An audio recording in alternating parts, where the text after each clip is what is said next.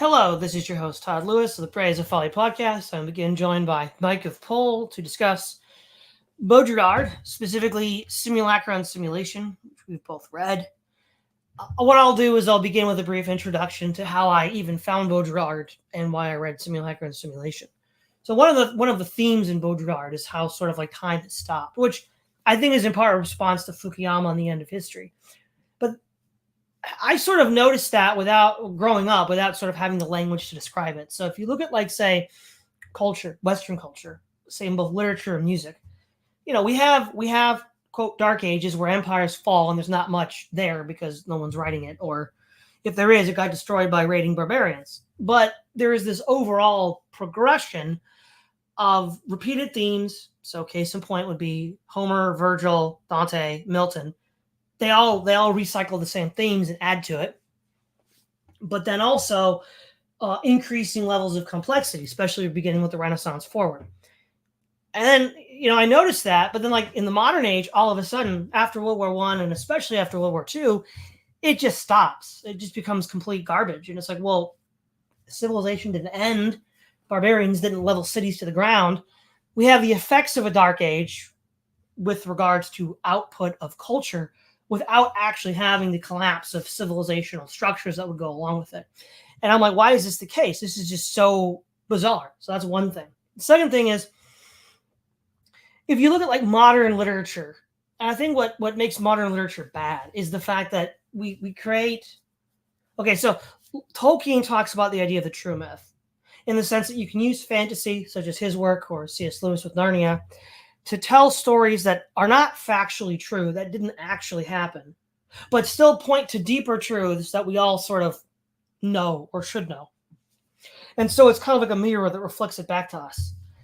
Whereas there's like the escapist fantasy, the bad kind, where you create a world without consequences, where there are no consequences, and then you can act in whatever fashion you like.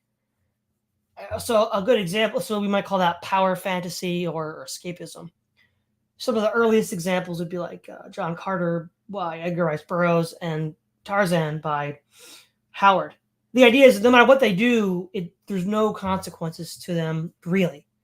Now, compare that to Homer, right? If you're a badass warrior, that's no guarantee that you're not going to get, scarred and knocked up and really hammered down by life, right? The strong men of, like, say, from the Bible, Samson, and from Greek myth, Hercules, both kind of have bad ends because they thought they could get away with anything because they were strong, but turns out that they couldn't. And that whole mentality is lost today. So now we have people who read these fictional accounts of fantasy, and they're like, well, these guys didn't have consequences in this movie I watched or in this story I read, so why can't I have a world where there's no consequences? Well, because that's not real, and they just don't understand that. And I'm like, well, what is all this? Like, how can we explain all of this? And so now, granted, in one sense, we're all downstream of Baudrillard. I mean, The Matrix makes reference to him in the book that Morpheus gives Neo, which I think is a copy of Simulacra and Simulation. Baudrillard said that The Matrix was the film that the Simulacra would make about itself. So, but eventually I did find Simulacra and Simulation. And he goes into the big idea takeaway for me were the 4 levels of simulation. And what I was criticizing, what I was upset with was Simulacra, this completely disassociated reality. And so that's sort of the long and the short of how I got to Baudrillard and how I first discovered his work and then saw all the other utilities of it. What are your thoughts, Mike? Yeah, well, I came to Baudrillard through a little bit different of a pathway. Like, I was inspired primarily by Cody Wilson, and I started off with Fatal Strategies, which is kind of like this. It enumerates a lot of the symptomologies of the theory in simulation and simulacra. Like Fatal Strategies, it really outlines like a bunch of core examples of kind of like the illusion of the real. How the real is kind of like an illusory wool that gets pulled over your eyes, right? And the relationship that man has with meaning because of the way it's changed, right? These are some of the effects of that in modernity, right? And then I actually went back and read a Simulacra and Simulation after going through a lot of Baudrillard's other works, and so I think it made very like this book. If you come at it from reading Baudrillard's other work, everything that just seems like, oh, this is just like a polemical device. Whenever you come back to Simulacra and Simulation, you kind of realize that no, he's really deeply thinking about semiotics, right? He is part of the semiotic turn in French philosophy, and like essentially like one of the first postmodernists, and he is deeply concerned with this new strategy of meaning. How is meaning made? What is the relationship between sign, right, a visual representation, the spoken word, the written word, the mass market media device, whether it be video or radio broadcast, whatever it is, right? The sign and how it relates to what you're supposed to think in your mind's eye whenever you see that sign, right? And his fundamental theory that he lays out in Simulacra and Simulation is that it's kind of a broad theory of the new relationship between sign and signified, and like a lot of it boils down to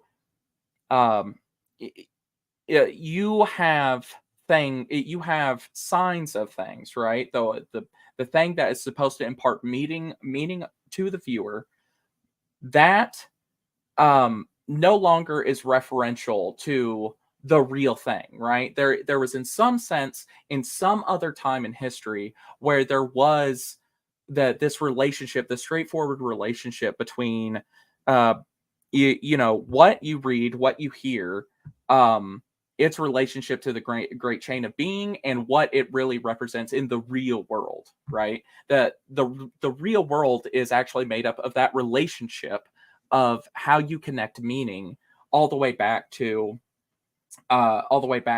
what you're talking about. Whereas now that has changed into the sign will get into a feedback loop of referencing itself or other things, right? And because of the proliferation of media, this direct, straight line between points A, B to C to get to what is being talked about, or what is being referred to by the sign, it gets confused, right? And this has a whole lot of sociological effects. Baudrillard is broadly he is a social critic, and he's a polemicist, right?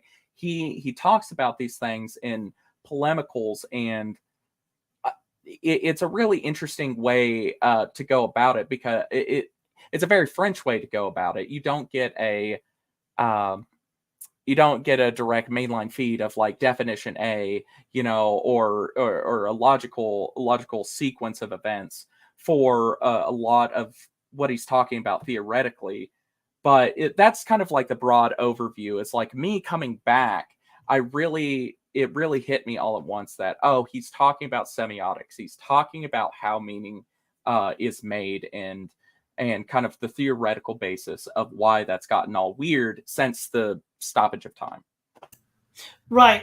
To that point, what's interesting is he talks about McLuhan and the medium as the message.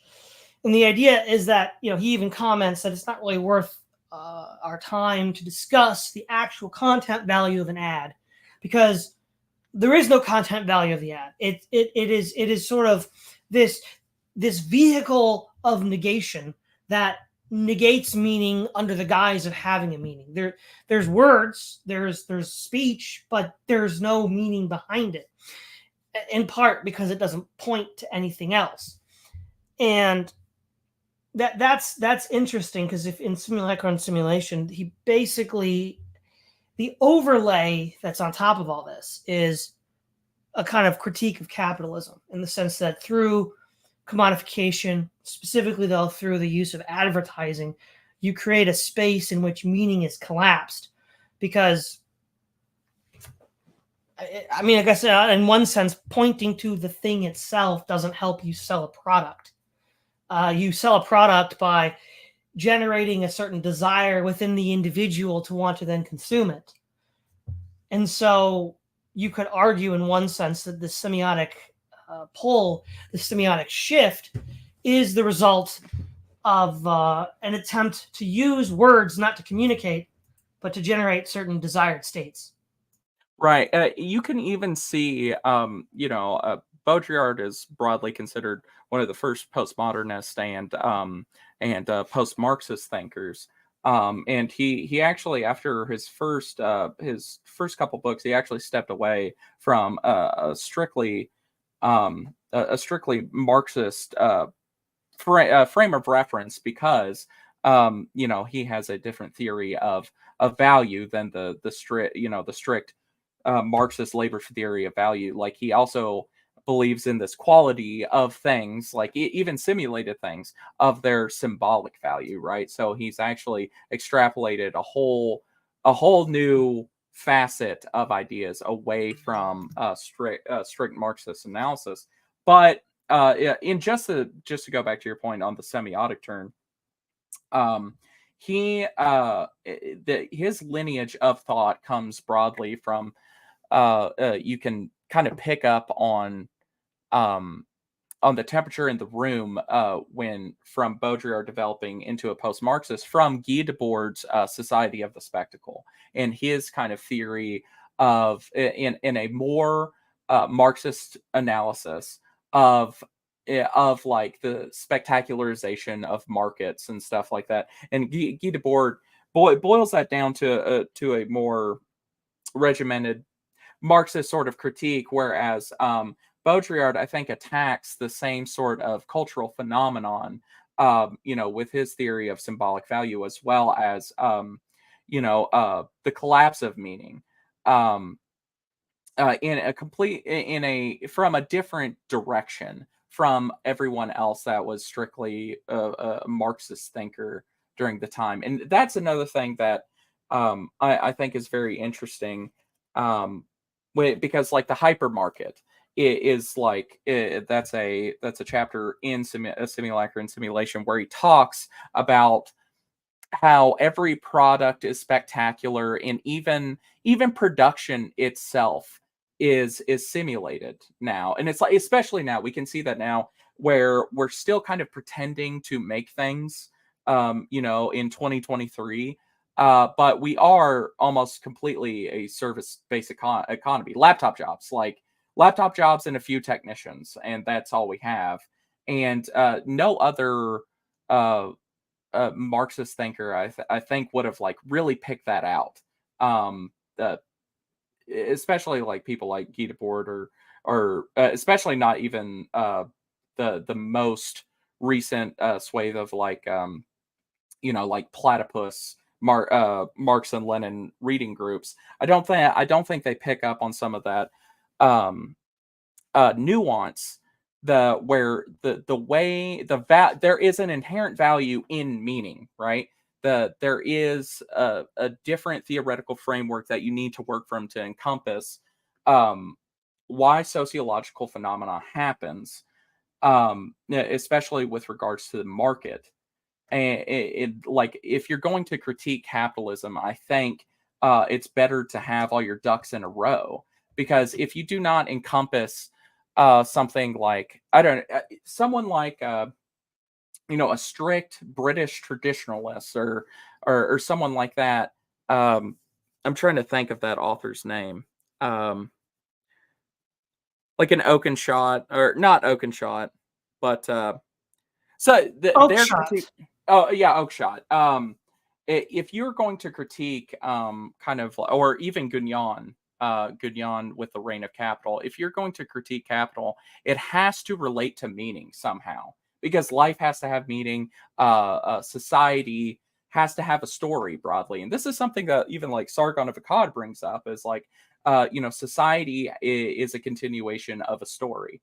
And I think if you're going to critique capital, that is something that you have to pull into your worldview to actually make it make sense. Yeah, the other thing too, along with the collapse of meaning, is also the collapse of value, and this is something that you wanted to get into as well. And I think it's chapter 1 of Simulacra and Simulation. He also levels a critique against the scientific method, where the sort of ethnographer who goes to study some tribe that's in the jungle that no one's ever discovered, the very aura that tribe has, that of being pristine and undiscovered, is destroyed as soon as the ethnographer finds that tribe. And then so it's destroyed in two senses. One, it's destroyed as soon as it's discovered. Now it's no longer undiscovered. Now it's no longer exotic. But then two, it's also destroyed because he then describes it discursively in absolute detail, and he then absorbs the scientific process and absorbs the identity of this tribe, and it's dissolved. So now we have also a collapse of value. Well, there's even a an even worse kind of destruction of this tribe whenever the ethnographer has a reversal, right? Whenever broadly there's I wish I could remember the name of that specific tribe, but there was a specific tribe where ethnographers like studied, realized that they were basically going extinct, and said, "Holy crap, we've really fucked up here. So let's put them back. Essentially, let's put up walls essentially, and preserve their kind of ethnic homeland, and see if we can get them to thrive again." And Baudrillard actually during the reversal actually talks about that tribe actually becomes object, right? And so another theme that I really like in Baudrillard is his contemplation on the dissolution, the dissolving of the human as subject, the philosophical subject, right? And anything that science points its instruments at, realize it never sacrifices itself, like science as a institution or as a sociological device, right? It is only destructive. And once this kind of self-awareness happened in this tribe he's talking about in the book, that was during the 1970s when this whole escapade happened, that this was the beginning of the self-awareness of the destruction of science. And he says that as soon as they realized that they were destroying this tribe via science, they put them back, and then they were destroyed once again by being formed into object. In fact, it's the ultimate flattening of something that could be deeply meaningful. You think about like some uncontacted tribe, and obviously they've got some sort of deep culture. They have familiar relationships. Their religious practices are important to them. There's a whole lot of thick meaning, in that group of people.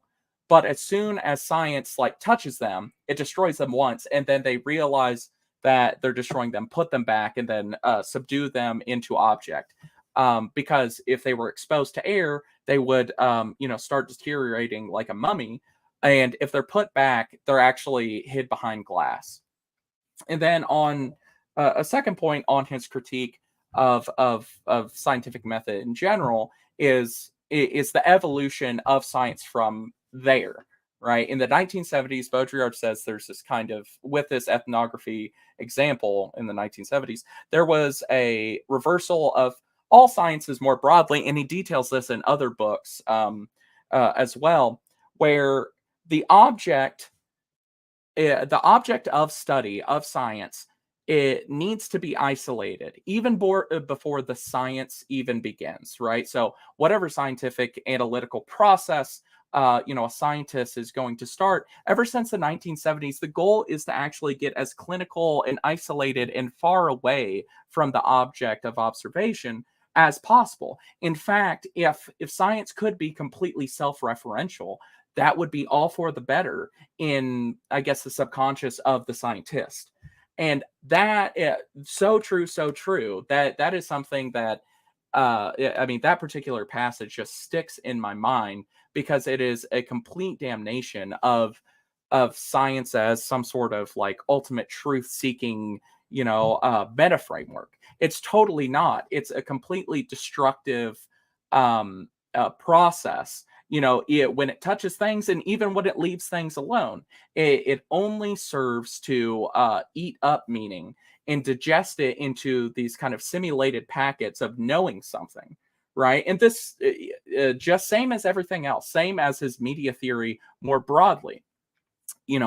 How much do you know about Chernobyl? This is a lot of very left theory cell people will point this out when they talk about Baudrillard, and they're correct. It is a good example. How much of what you know about Chernobyl came from a docuseries, from a TV show, from this, that, or the other, so something that's inherently simulated, right?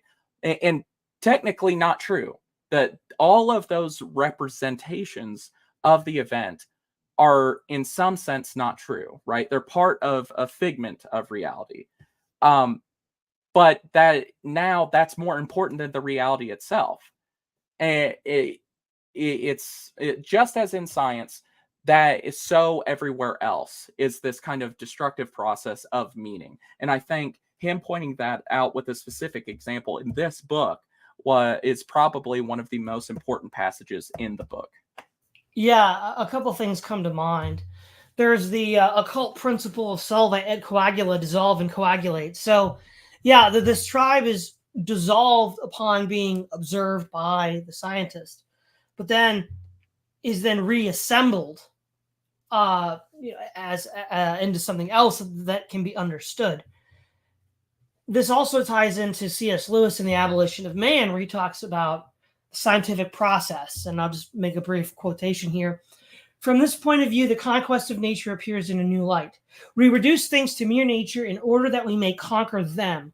We are always conquering nature because nature is the name of what we have, to some extent, conquered.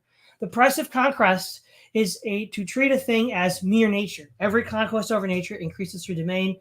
The stars do not become nature till we can weigh and measure them. The soul does not become nature till we can psychoanalyze her.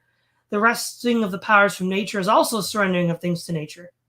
As long as this process stops short of the final stage, we may well hold that the gain outweighs the loss. But as soon as we take the final step of reduction of our own species to the level of mere nature, the whole process is stultified. For the time, the being who stood to gain and the being who has been sacrificed are one and the same. And it's interesting how close that is to what Baudrillard is talking about, that it's like this Ouroboros that will eventually eat you too and dissolve your meaning and then repackage it. And at that point, the putative benefit that you would have had is now gone.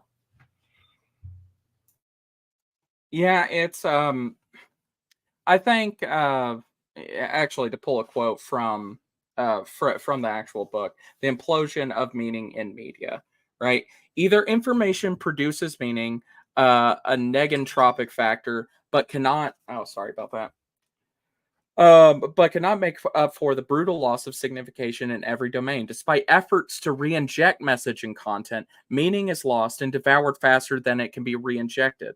In this case, one must appeal to a base productivity to replace failing media. This is the whole ideology of free speech, of media broken down into innumerable individual cells of transmission, that is, into anti-media, pirate radio, etc. Right? And this the conquering effect of this new semiotic of meaning, or this new semiotic regime, is kind of like goes to your conquering of nature sort of example, this kind of like whooshing force. And like there's even a counter force where I think broadly the mass psychology actually doesn't like this conquering of meaning and subduing of meaning. So they actually in total actually have a reaction to it, to it's like more free speech, more anti-media. Like the I don't know how else to describe it other than like there's an autoimmune reaction, and it actually makes the problem worse, right? It actually accelerates the rate at which this like turning of everything into the this like conquerable domain. It accelerates that process. Yeah, yeah, and let's see what else we got here. There's a lot here. He also talks about how sorry the sort of hyper market and hyper commodity where you basically have these objects that are so in a market, right? Early on in the capitalist revolution in the 16th century, these objects represented something, right? Milk or cows or food or chairs or whatever.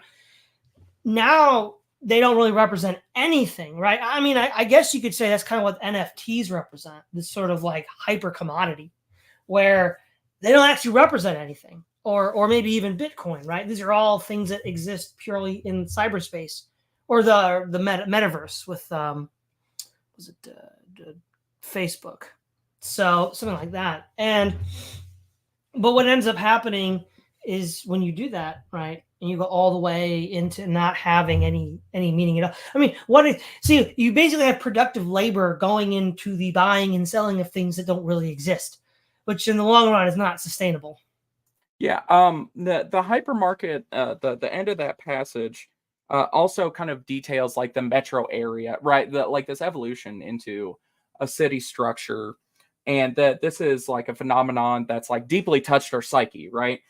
So everything that man does in a city in his productive life, like while he's the kind of this like thinking cog of production, he's actually like subduing his free will into a machinic process, into machinic thinking. And this is something that um, that Baudrillard talks about a lot is codes, right? Everything is part of the code. You're actually part of this machinic process that kind of like it goes and produces and buys and sells as this is a evolution of a strictly Marxist critique in the system of objects, right?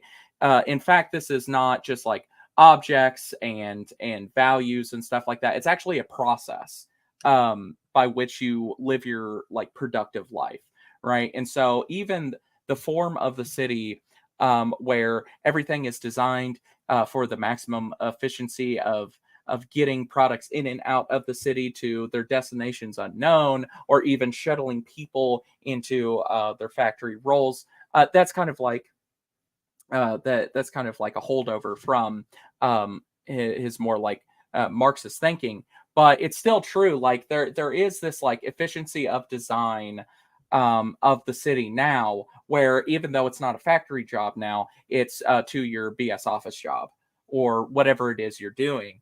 And there's this kind of machinic logic um, to being a productive agent, and this is I think other than it like the modern world taking away your meaning or taking away meaning in general, this is also I think a a very good critique of capitalism as well. It's like, well, it's actually taking away human agency. There is some process by which, as efficiency is increased, right, your agency is being diminished, right? And it comes in all sorts of different forms, right? It could be if you have a company truck, you're always on most company trucks are GPS monitored now, so you can't just like BS for a couple minutes. You know, even though you're an honest person and doing an honest job, let's say you go, oh, there's an emergency, I got to go to the bank.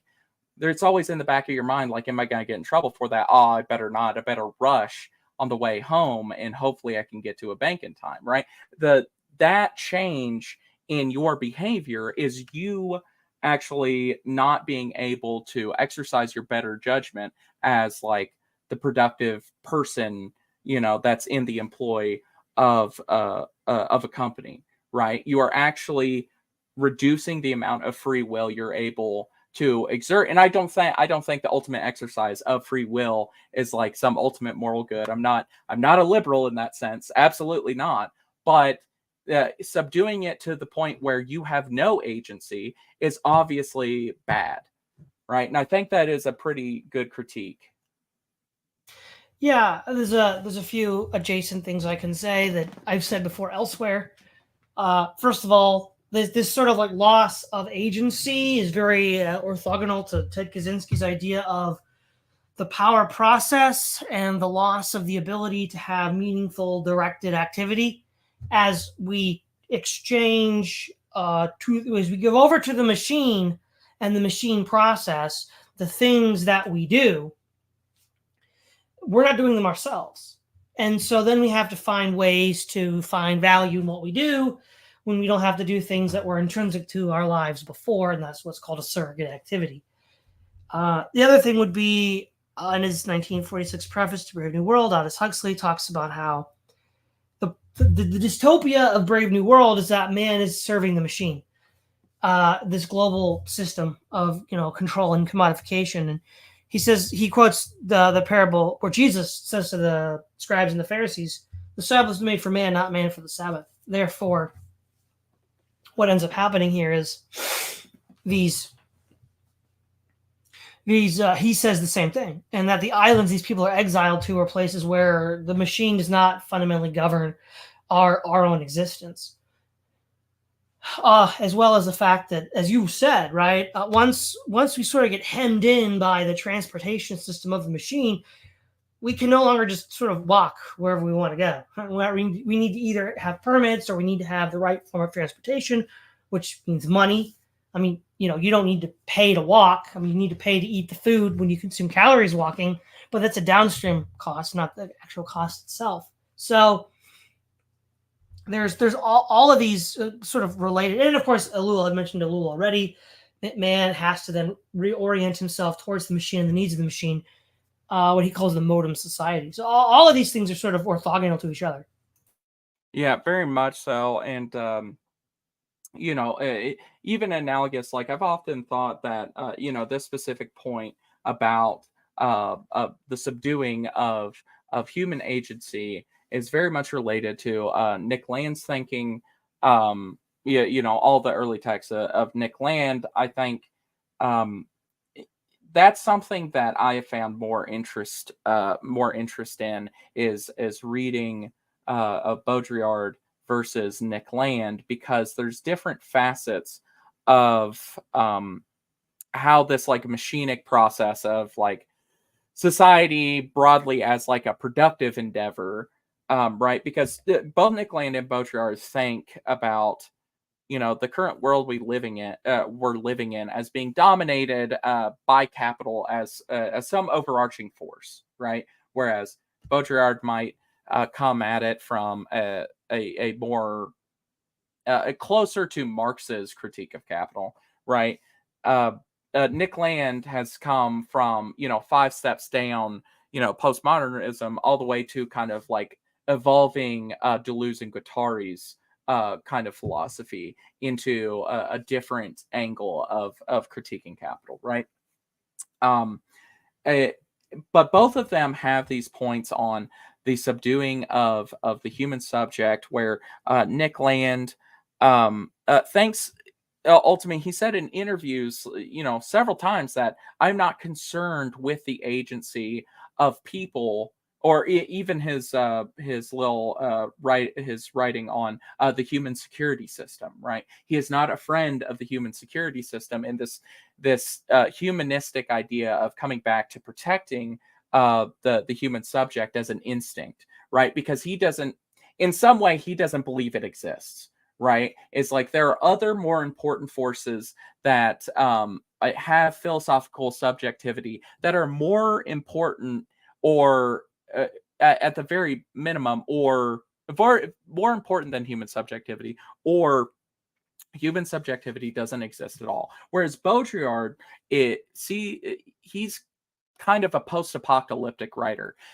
Human agency existed, and its dissolution is almost complete, and so the apocalypse has already happened. It's not that human agency never existed, and I think that's preposterous to even hypothesize. Of course, there's been times of more or less human agency. If you wanted to graph it on the chart, I think you would, if there was a metric by which you could, level the scientific process, at human agency and destroy it in Baudrillard's theory. But if you could graph human agency over time, you would see peaks and valleys, and eventually a cratering, I think, after the Industrial Revolution, right? So a slow ebbs and flows up and down where human agency has been deteriorated by the increase in of machinic processes, of technics in human society. So this is the point where I'm like, 1 point Baudrillard, to half a point Nick Land in this analysis of human agency and human subjectivity. Yeah, well, what's interesting here is a couple of things. We can talk about the rise and fall of human agency and how, we're in agreement with Baudrillard that since this age of technics, we've lost it. You see, C.S. Lewis, again, I'm going to go back to the Abolition of Man, says what the consequence will be of this technological society.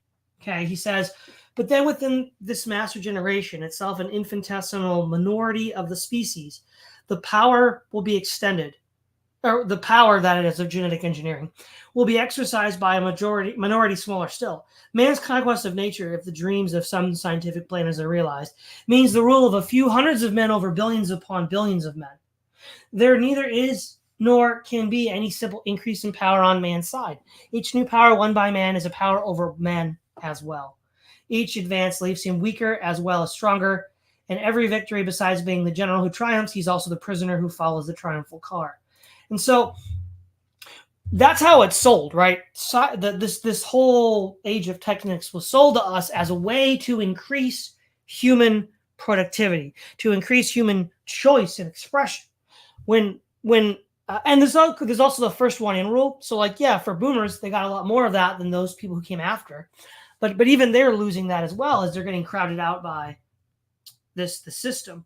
And it's also the case that Tolkien, when he makes the distinction between the magic of the elves and the magic of Sauron, is that the magic of the elves, which in the Lord of the Rings, Galadriel says, is that's not even, what do you mean by magic, Sam? When you talk about what we do versus what Sauron does. The magic of the elves is the idea of some intrinsic property or power proper to that being that has been cultivated and developed.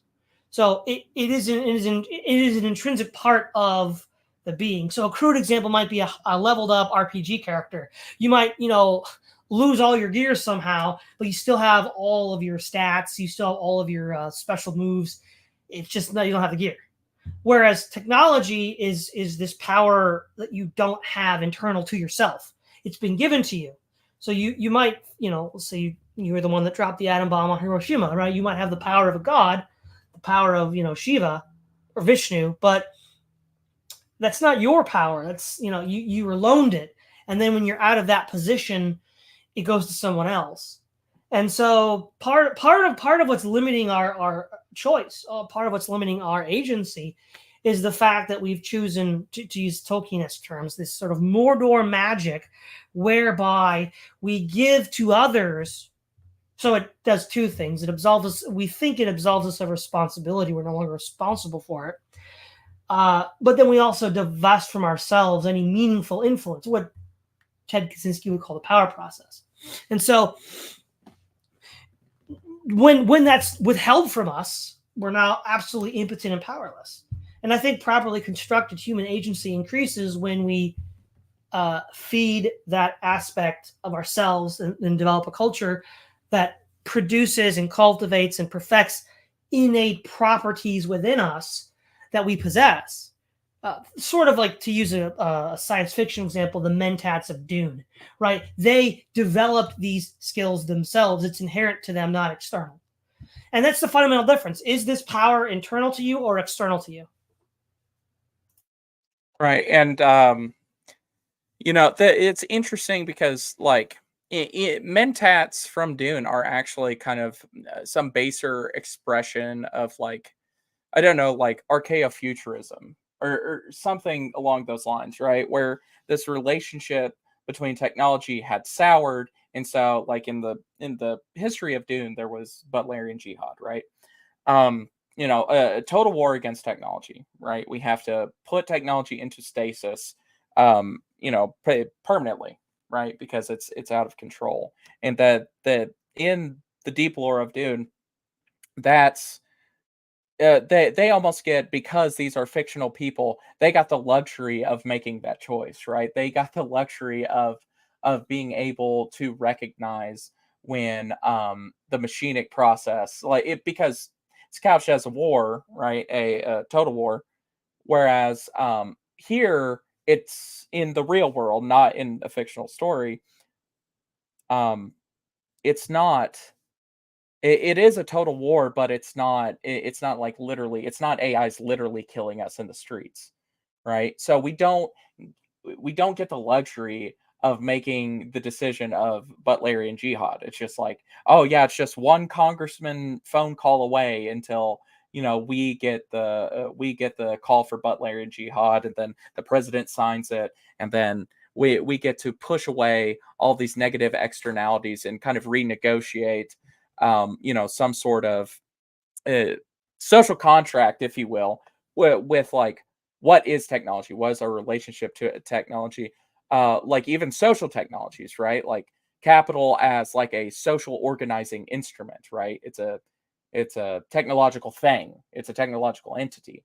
Um, do we actually have any choice to rejigger the system to actually um, have a relationship where we can kind of like reclaim this agency that this entity has taken away from us? And it's like, no, we don't. And that's the thing that I think is kind of like blackpilling about Baudrillard, is like that theme, where I'm extrapolating it off of Dune and kind of relaying it back to our current situation with our relationship with technology, capital, blah blah blah. Jean Baudrillard thinks like this catastrophe has already happened. A sociological nuclear bomb has been detonated, and we've been watching the fallout clouds of snow fall in slow motion, for a couple decades at least, right? And so, and that Rick Roderick and his he has a fantastic lecture series and about the human subject, and he has one of the episodes in that series is about John Baudrillard's fatal strategies. And Rick Roderick says, nope, it's already happened. Game over. The apocalypse has already passed. And, it's hard for me to read a lot of the stuff and not be at least a little bit black pill, because I think that's true. Like Dune had a moment of opportunity to decide to rejigger that relationship, whereas I think that we kind of don't, unless like a lot of stuff changes really fast and it gets real ugly. Oh no, what do you think? Well, that's a good segue to another theme that's big on my channel, is the idea of collapse. If we were to go through something like a collapse where the age of Technics dies under its own weight, I won't reiterate all the arguments that I've made before as to why I think that's probable. Uh, I think that could be the sort of reset that Baudrillard is talking about, where that, because on the one hand, Technics constrains our agency in at least two ways.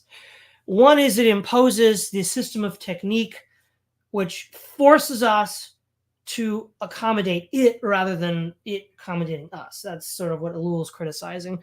But also it creates this infrastructure, this actual physical infrastructure that pens us in, especially in cities, where we don't really have the freedom to move around and get out. If that were to all go away, falling apart under its own weight, then I think we could do that. Now, again, this wouldn't be a political choice. Like you said, it wouldn't be some politician choosing to do it. It would just be more like internal contradictions, sort of the way the Soviet Union fell under internal contradictions. So that's what I'd say, Mike. Yeah. Or even internal contradictions is a interesting phrase to leave that on, because that makes me think, if we want to go back to the passage on Watergate, the Watergate scandal, Nixon, everybody. So yeah, one of my favorite little passages out of this book is Baudrillard is a Watergate truther. He's in his he's kind of detailing it as one of the few examples he has in this book of the symptomology of this change of meaning, right? He he says that the outrage of Watergate was actually a media spectacle that was concealing the fact that there was no there was no radical thing that actually happened. It was an unevent actually, and I think that's a really interesting point how he breaks it down, where this is kind of like an attempt of media to re-inject meaning somewhere, right? The moral outrage, the moral panic is a re-injection of message back into the broad social consciousness, right? And it's obviously, in Baudrillard's mind, it's obviously a farce. And I just thought that's so interesting. Just where you left it off made me think of that. It's he, you know, Baudrillard is a truther on a lot of stuff, like Walt Disney too, which I find very interesting. Well, I mean, even when in our last discussion, he was arguing the self negation of the Twin Towers was an event that just happened. Now but what's interesting, while he doesn't actively endorse the idea that it was a false flag by the U.S. government, he basically tacitly leaves open the door for it by saying that if it did happen that way, it would still have led to the same result of negation that I'm talking about. So he doesn't shut it down. He doesn't dunk on the idea and say that it's clearly false. He says, well, I mean, it might be true, and it would still fit with the prediction that I've made. Because again, you can't say in 2002 when he gave that lecture, oh yeah, this is an inside job by the Bush administration. No, but he does say like the towers committed suicide. There is some poetic sense in which he's kind of being a truther there as well. And I think that's another interesting thing you pick up on in reading a lot of Baudrillard, is you get the sense of where, because he is so tuned in to kind of bullshit testing, right? Like everything is kind of bullshit. He actually comes around to something where you think like an extremely right wing or reactionary person, especially like in his day and age, that it sounds like a very reactionary, like weird person's point, not someone who was a teacher at the University of Paris, philosophy department and stuff like that. Like that doesn't. It's funny how he gets this imminent reversal just based on his aversion to the way that meaning has changed, right? And so he can find a poetic way back around to, well, no, actually, I'm a truther about everything. Especially like the Nixon example with Watergate in this book, I think is a particularly entertaining example, because he just says this is ridiculous. Like this is quite obviously not true. Well, okay, this is maybe not something he stated explicitly anywhere, but is this kind of like a rule of Baudrillard that whatever the simulacra says the news meaning is, we should interpret it to mean the opposite? No, he never says that. Um, it's just interesting. He has a fine wit to circle his way back to, like, after years of thing. It's just his intuition, right? Based on this the kind of not very strict logic that he's kind of laid out in all of his thinking, right? He just has an intuition of working back to when something that is part of like mass media events are BS, right? Because the thing is like everything that is on TV is a TV show. That means it all has some falsity in it. So you can intuit where he's saying like you should say that everything that you see simulated on the screen, right, in the screen reality, is BS, like it's not true. But that he's not actually saying as a rule you should believe the reverse of everything you see on the screen. He doesn't say that explicitly anywhere. All right, interesting. So the look at the there's so many other things we could say about simulacra and simulation, but I mean we're kind of at about 50 minutes. Is there anything you want to like say to wrap up? I think we've kind of covered everything we wanted to. Am I right? I think so. I think.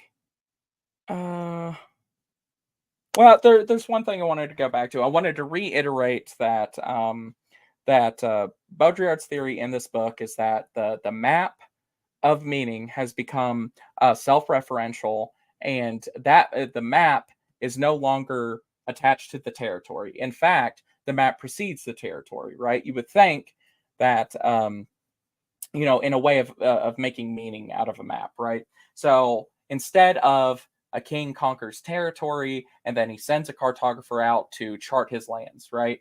The map actually precedes the territory, and eventually, as we are in the present modern condition, the territory actually doesn't matter anymore.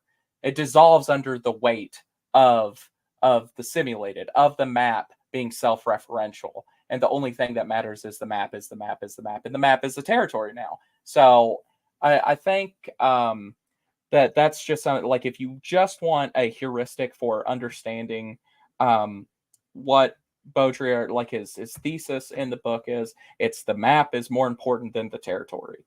And then on the flip side, I did want to reiterate as well that that little passage where he's talking about those ethnographers in the 70s and his kind of battering of the scientific method. I think, me personally, I think that's the most important passage of the book. I think that is how he lays out not so much an argument, but his kind of polemical devices and his kind of like woe is me on science. I think that is a good instinct to have about science itself as an institution, as a methodology for creating meaning, and be wary of it. I think that instinct is correct. It is probably the most correct view of why science is kind of BS. Yeah, I couldn't really say that better. Thanks again, Mike of Pol. It's always a pleasure. Of course. Thank you for having me on again. This is Todd Lewis of the Praise of Folly podcast, signing off.